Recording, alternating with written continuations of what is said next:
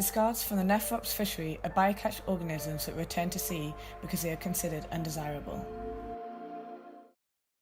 The Norway lobster, Nephrops norvegicus, is a species of crustacean that is present in the Clyde Sea.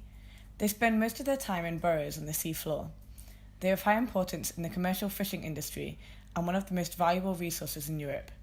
The method used primarily to catch nephrops is otter trawling.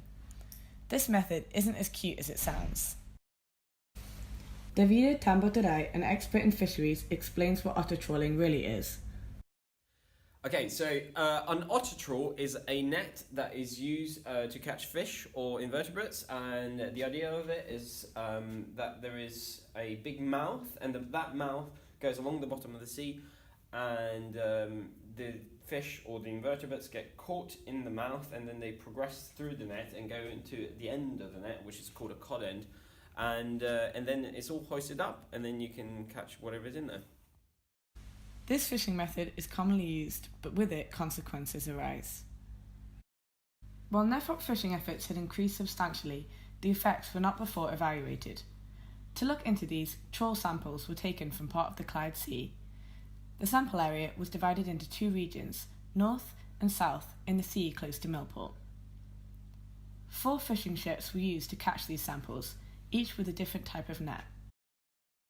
Data such as total catch volume and bathymetry were analysed to compare these two regions. This was done using RStudio and ANOVA software. The catch composition of Nephrops trawls in the Clyde Sea area was characterised by a large proportion of discards.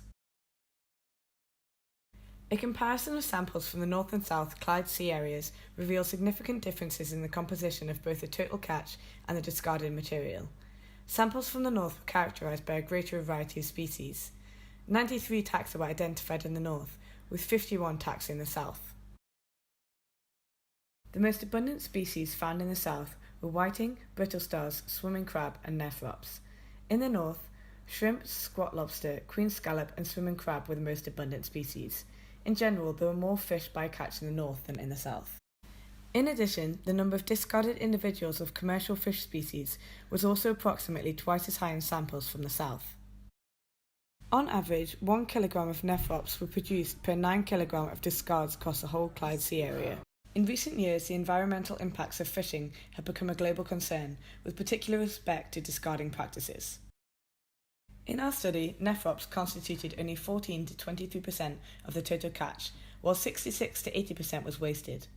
The composition of discarded material was markedly different in the north and south Clyde Sea areas. The mean numbers of nephrops discarded were 8 times higher in samples from the south to the north. Considering the scale of the fishery in the Clyde, the discarding of juvenile fish, together with alteration of the seafloor habitat by fishing activity, could magnify the effects of overexploitation by limiting juvenile survivalship. While trawling might reduce survival in some benthic species, the benefit may outweigh this cost.